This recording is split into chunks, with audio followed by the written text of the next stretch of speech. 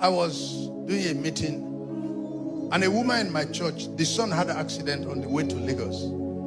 He's a final year student in the University of Ibadan, and the backbone broke into two. And the woman came and said, my son had an accident in Shagam. The backbone broke into two. But somehow, he's not dead. And I have asked that they should bring him. I will stay on this prayer ground until I see my son. The crusade ended. I went home. She stayed there. When I arrived the next morning, I met her there. I said, you are still here? I said, I'm here. Have they brought the young man? He said they brought the young man, but he's internal, he's bleeding internally. We can't keep him. He's pale, he can't see, he can't talk, he doesn't know where he is. So we've taken him to University of Ilorin Teaching Hospital. He's there, and I'm waiting for you to come, so I will let you know. I said, well, you know, I'm about to teach a class now. I can't follow you to the hospital. Is there any pastor around? There were 20 of them. Then they called one. That one. I bet look very well. Is there any pastor around? Then they called another one. That one. I know them very well. I employed them. When you want to send somebody for a classified operation like this, you need a certain type of pastor. They were calling them one by one, but I knew them. And I also know that a classified operation like I need to send somebody, these names they are calling, they are around, but for the task, they are not around.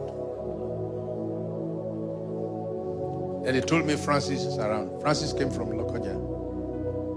I said, Francis, you are here? I said, yes. I said, do your hand like this.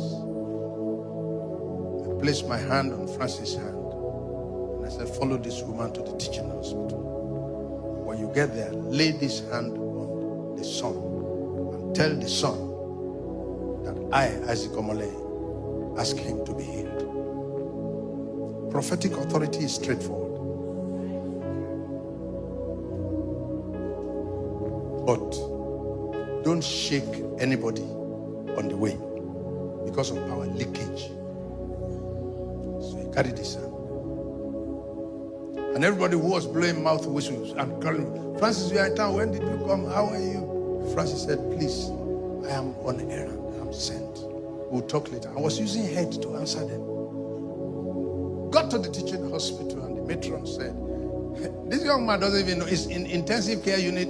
Oxygen, drip, all kinds of things are on him. Francis said, Ma, it's Baba Mole that sent me come here. Please. And what I was told to do, I would do in a few seconds. Petro said, Baba Mole, please go inside. And Francis laid a hand on the man and said, Baba Mole said, I should lay hand on you so that you will be healed. Amen.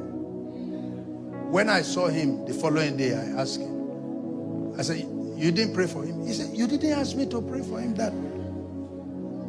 Because if I go and add my own and the thing spoiled, you said I should lay hand on him and tell him he should be healed, and that's what I did. The problem today is that we have produced Christians who don't follow instruction.